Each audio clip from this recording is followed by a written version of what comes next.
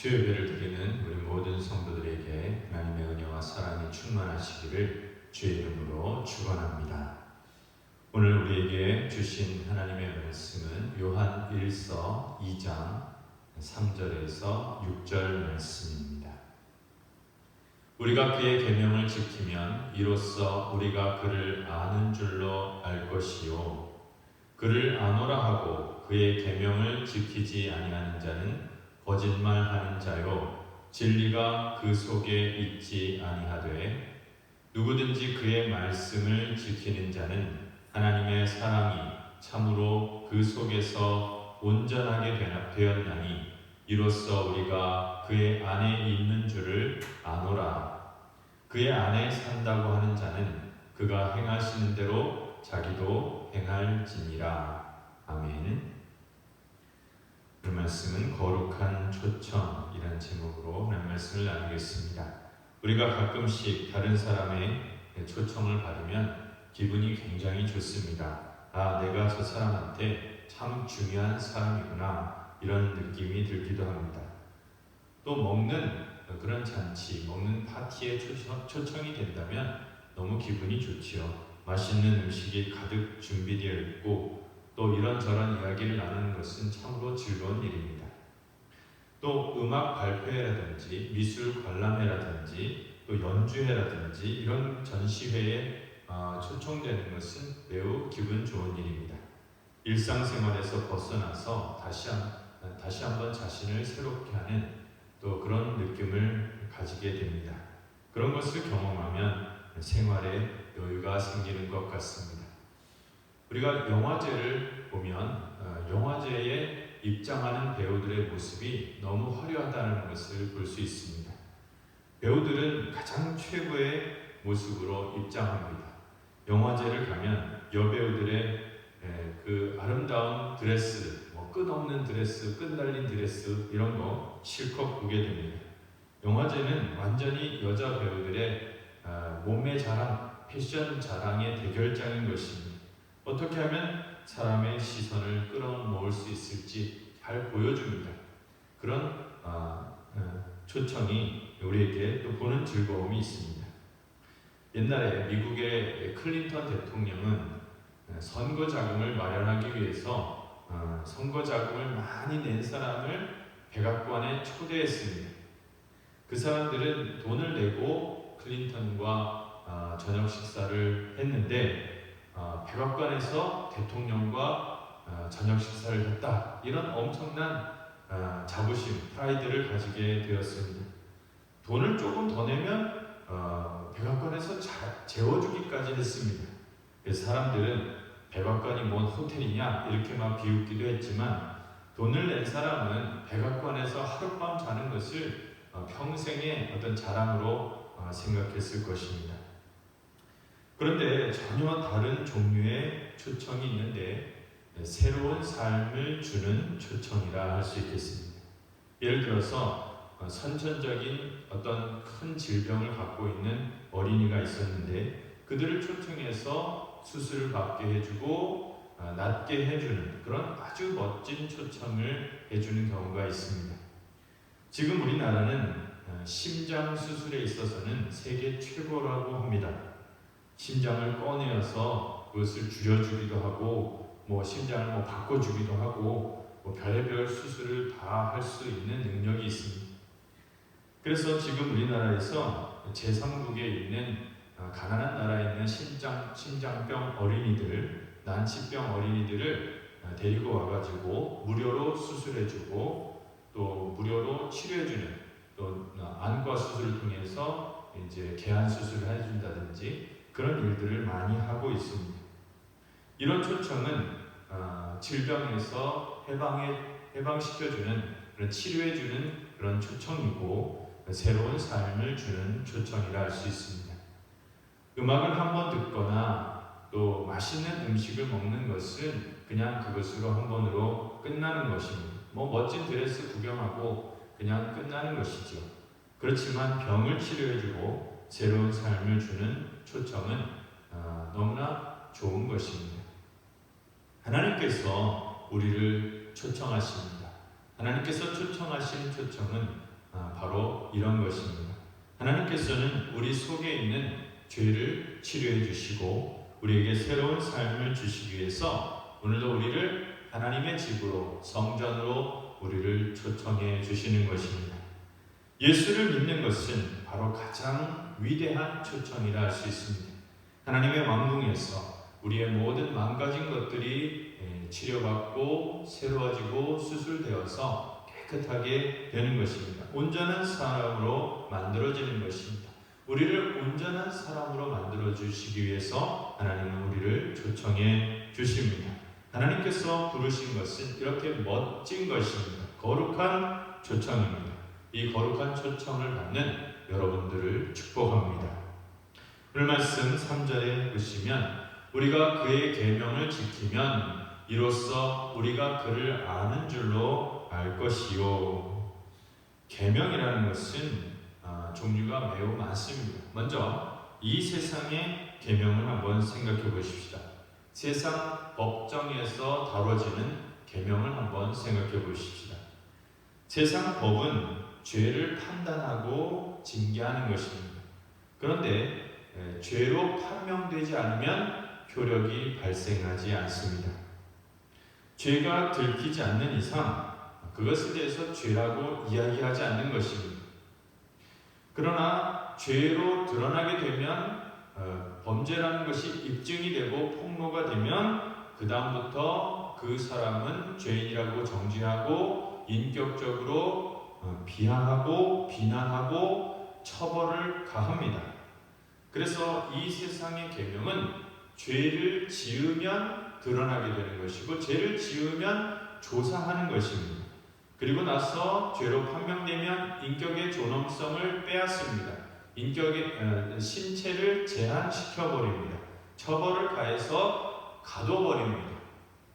그러니까 이 세상에서는 죄를 안 지을 수는 없고 죄를 짓게 되면 그것을 감추려고 합니다. 왜냐하면 처벌이 두려우니까 그것을 안 들키려고 최대한 감추려고 노력하는 것입니다. 그러니 경찰이나 검찰은 그 죄를 입증하는 직업인데 참 어려운 직업이 아닐 수가 없습니다. 참 못할 짓을 하는 것입니다. 거짓말합니다. 감춥니다. 또 사기를 치려고 합니다. 그런 모든 것을 집요하게 다 파헤쳐서 들춰내야 하는 것입니다.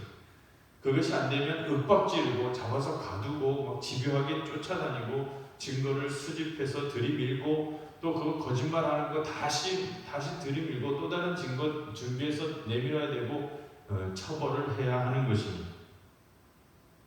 그런데 율법의 계명은 그것보다는 훨씬 낫습니다.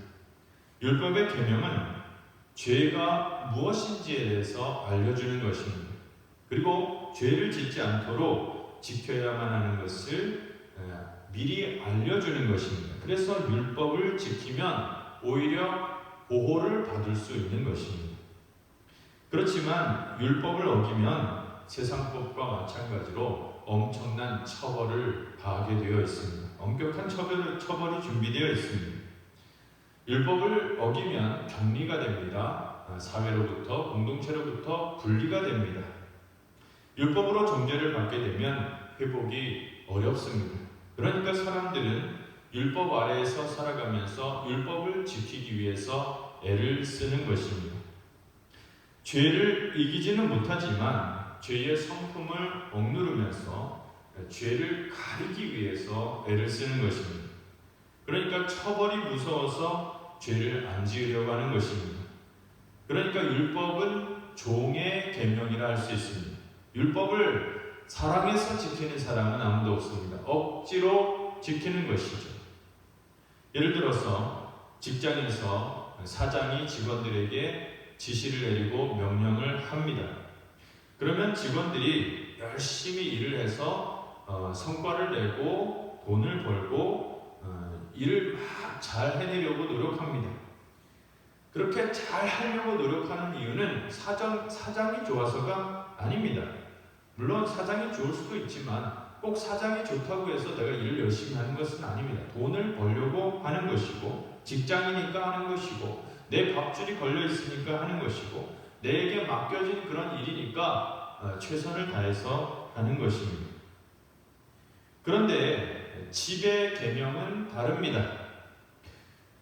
회사에서 하는 것처럼 집에서 하는 사람은 없습니다. 뭐 그런 거 없습니다. 집에서는 애들이 잘 크면 되는 것입니다. 아이들은 1년 내내 부모의 속을 썩이고 부모의 애를 녹여버립니다.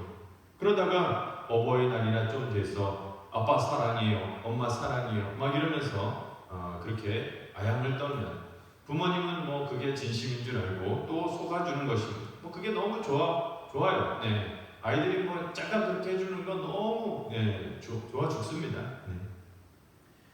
하나님이 우리에게 주신 계명은 자녀의 계명입니다. 종의 계명이 아니라 자녀의 계명입니다. 자녀는 성경을 읽지 않으면 막 야단치고 뭐 기도 안 하면 밥 안 주고 뭐 그렇게 막 야단치고 그러는 거 아닙니다. 그냥 하나님이 좋으니까 말씀을 듣고 하나님이 좋으니까 너무 막 그것을 드러내고 하나님이 좋으니까 막 전도하는 것이죠. 네, 그게 좋은 겁니다. 하나님을 자랑하는 것입니다.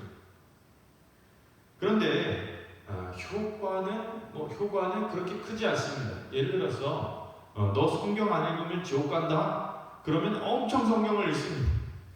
성경 억지로 읽지 않아도 돼. 그냥 하나님을 사랑하는 마음으로 읽으면 된다. 그러면 절대 안 읽습니다. 네.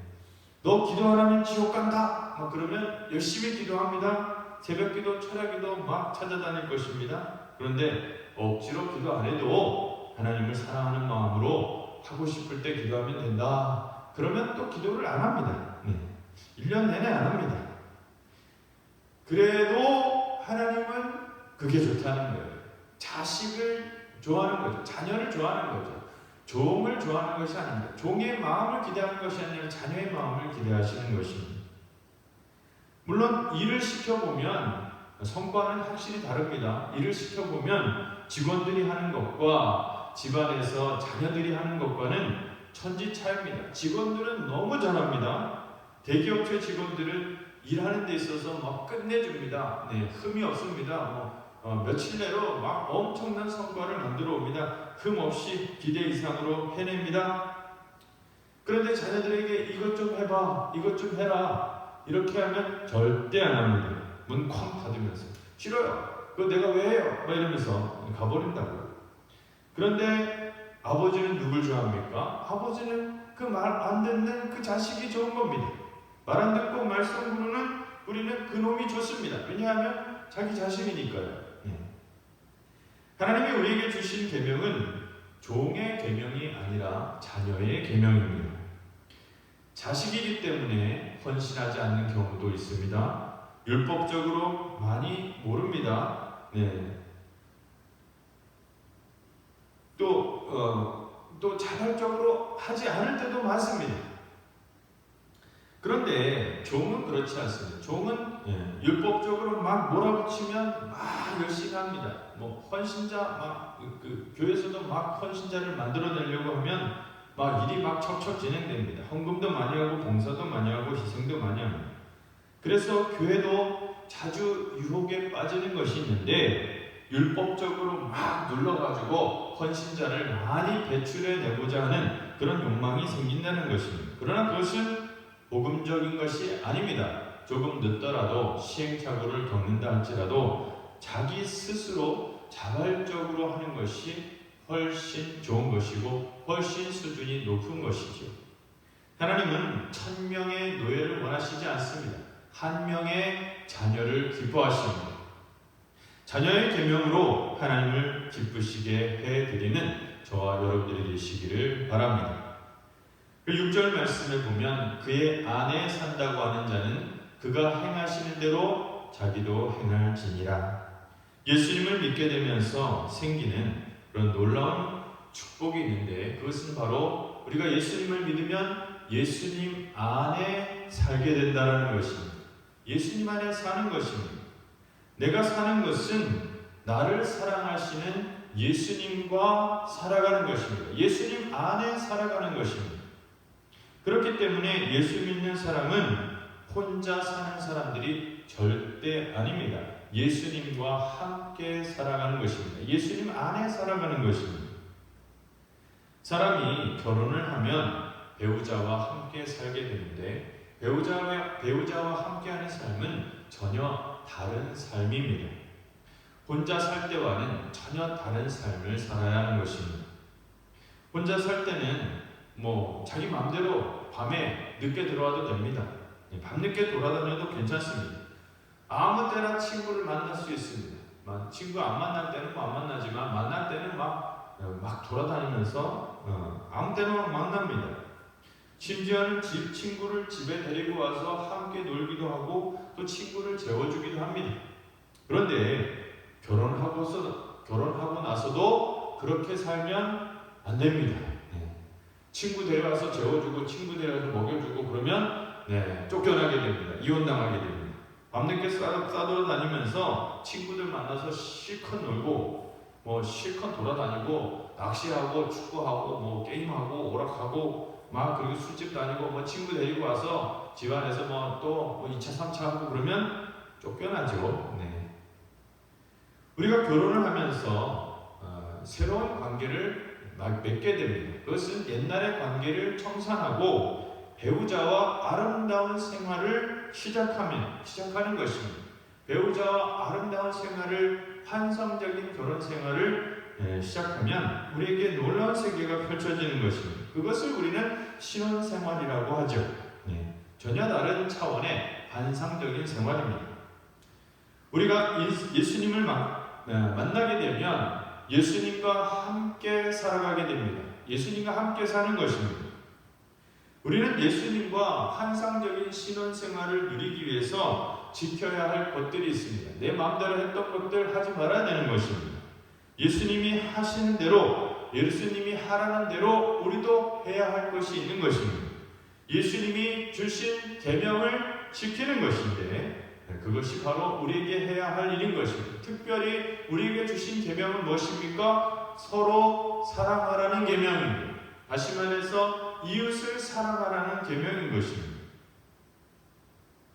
우리가 예수님을 믿고 예수님과 함께 사는 것이 아니라 예수님이 주신 계명이 중요한데 그 예수님이 주신 사랑의 계명, 그것은 바로 이웃 사랑이라고 말씀드렸습니다. 이웃 사랑이라는 것은 다른 사람에게 해줘야 할 것이 있다는 것입니다. 먼저 하나님은 우리가 다른 사람을 인정해 주는 것을 원하십니다. 다른 사람에게 칭찬해 주는 것, 칭찬은 돌고래도 춤추게 한다고 하듯이 사람들은 칭찬을 다 받기를 원합니다.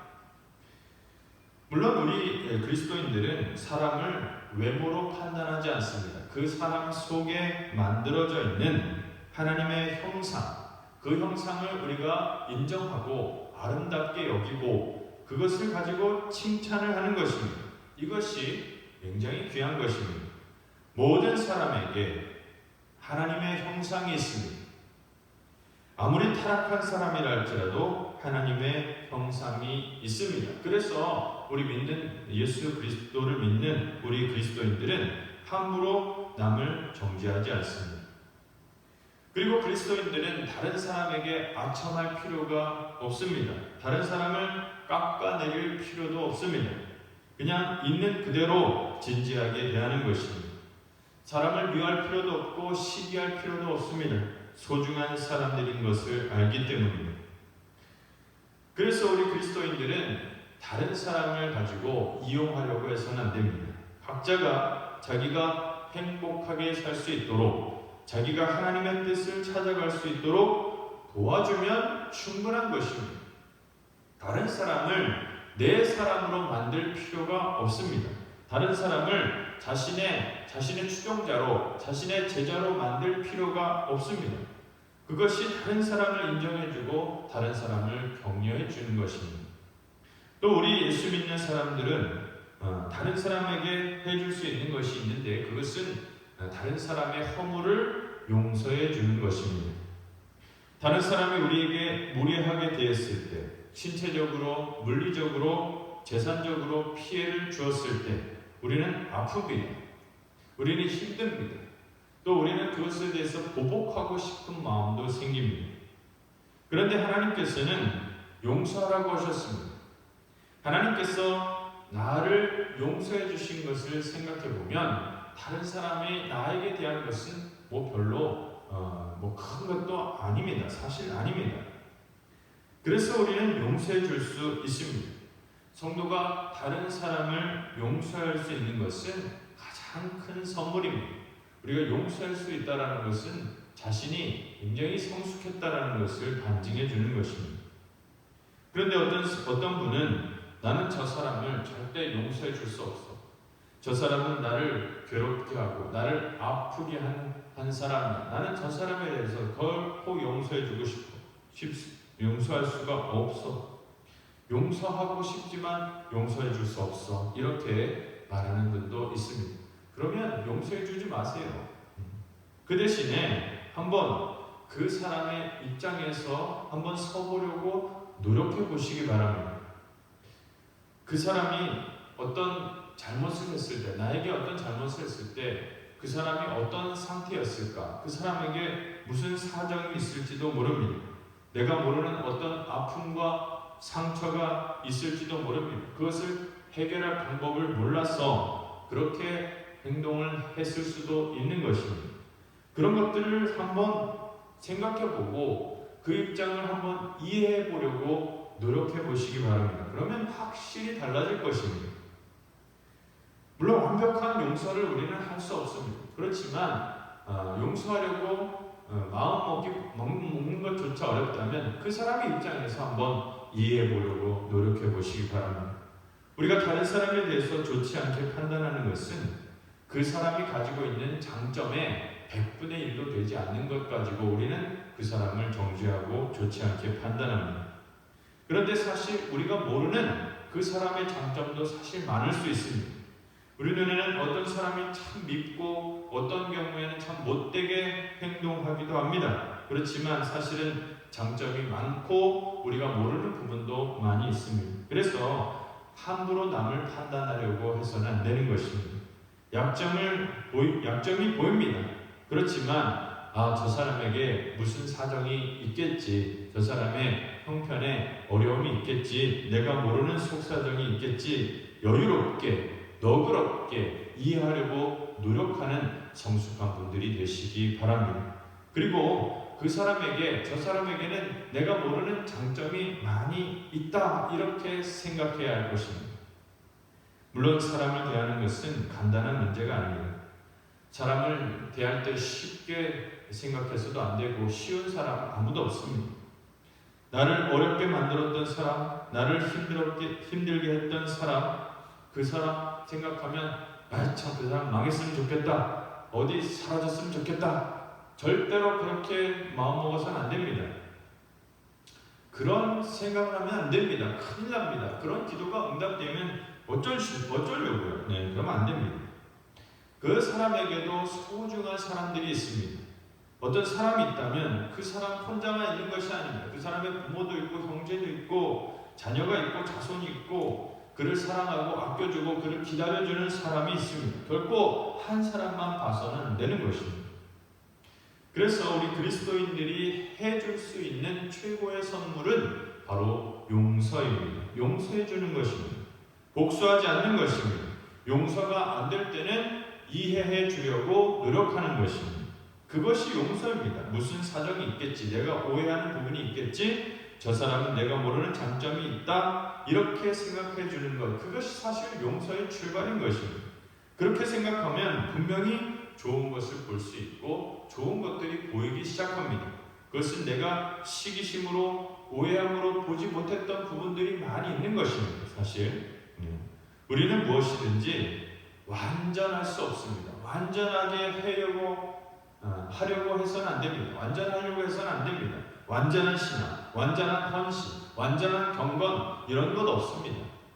그냥 우리는 믿음으로 자라가면서 우리는 실수도 하게 되고 우리는 형편상 안 될 때도 있는 것입니다. 그러면서 우리는 점점 성숙해지면 하고 싶은 마음이 생깁니다. 하고 싶을 때 하면 되는 것입니다. 용서하고 싶을 때 용서하면 되는 것입니다. 사랑하고 싶을 때 사랑하면 되는 것입니다. 우리는 다른 사람의 인생을 책임질 수 없습니다. 어느 누구도 다른 사람의 인생을 책임질 수 없습니다.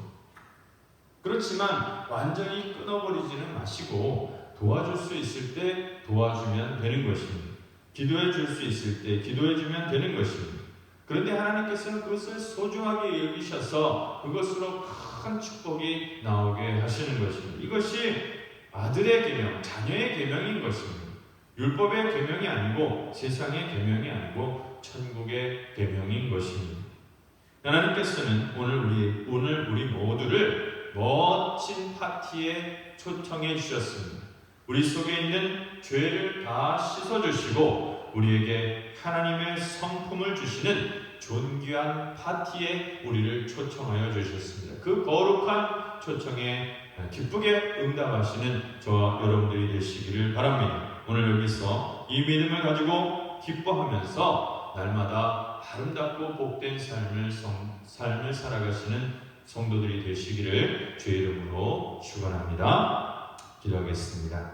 우리를 사랑하시는 하나님 아버지, 감사와 찬양과 영광을 올려드립니다. 우리를 구원하시기 위하여 아들 예수님을 보내주시고 그의 눈물 흘리심과 애통하심으로 고난받으심으로 우리를 얼마나 사랑하시는지 아버지의 마음과 사랑을 우리에게 보여주셨습니다. 우리는 하나님께 감사한다 하면서도 하나님을 사랑한다 하면서도 여전히 습관적으로 말씀을 대하고 이기적으로 자신만을 위하여 살고 다른 이를 존중하지 않으며 다른 사람을 판단하고 정죄하고 있었습니다. 주님, 우리를 용서하여 주시옵소서. 우리 주 예수님께서 보여주신 본을 따라 사랑하며 용서하며 희생하며 섬기며 살아갈 수 있게 하여 주시옵소서. 아버지 하나님의 온전한 사랑을 알게 하시고 주 예수님의 성품을 닮아갈 수 있게 하여 주시옵소서. 또한 우리의 사랑과 관심과 도움이 필요한 사람이 있습니다. 우리가 이 땅에서 살아가면서 만나는 사람에게 이 사랑을 전할 수 있도록 인도하여 주시옵소서. 우리를 사랑의 도구로 사용하여 주시옵소서. 우리 교회가 사랑의 도구로 쓰임받게 하시고 우리 성도들이 사랑의 사람, 화해의 사람, 섬김의 사람들이 될 수 있게 하여 주시옵소서. 우리 가정에 하나님의 큰 복으로 가득 채워주시길 원하오며 우리 구주 예수님의 이름으로 기도하옵나이다.